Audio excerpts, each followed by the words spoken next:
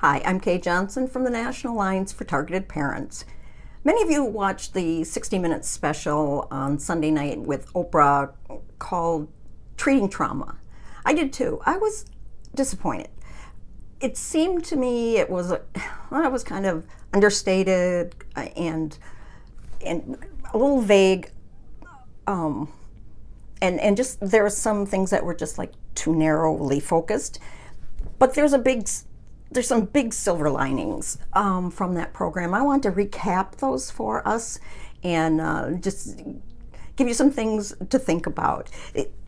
The first point is that the need to recognize and treat what Oprah called the 21st century epidemic of childhood trauma is not a fad.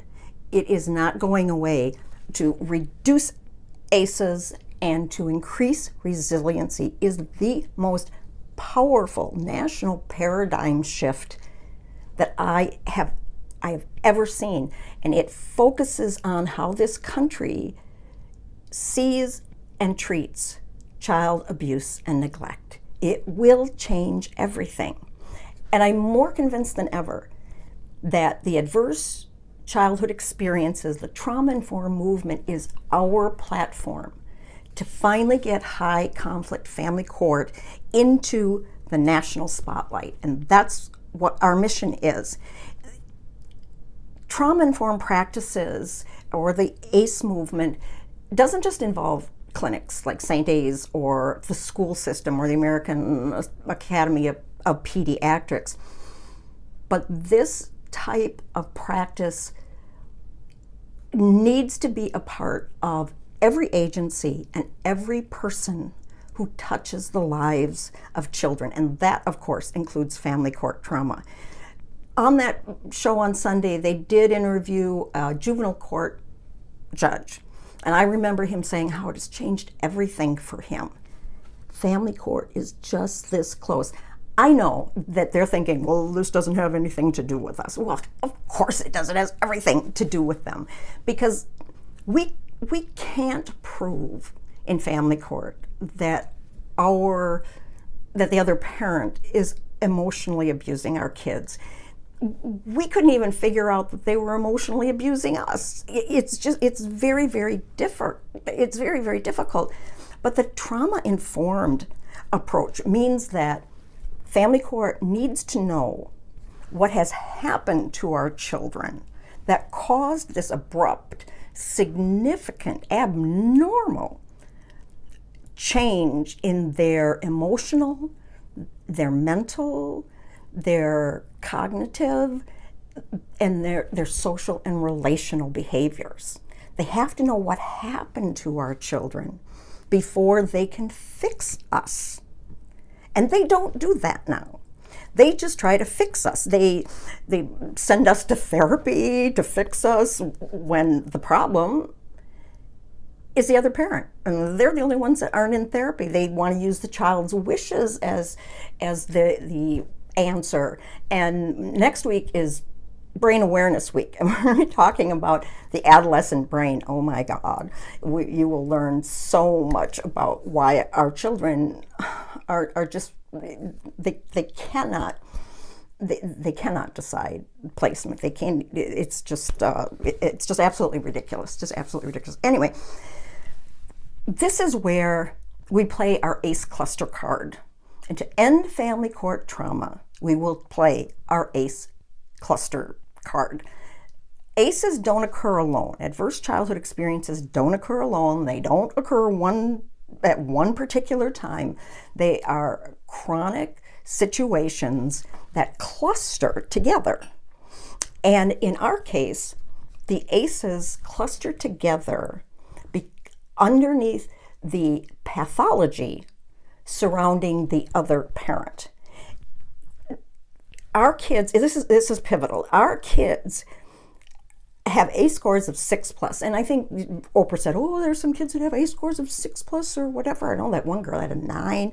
Still, 6+. We are in a special population that our kids are at high risk, high risk.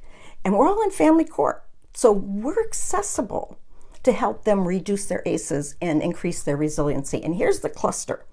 Here's the ACE cluster for our kids. One, they live with an mentally impaired parent. Secondly, they've witnessed domestic violence. They continue to witness domestic violence in the form of coercive control. This is how we are emotionally abused by the other parent, and they're even used to help do that.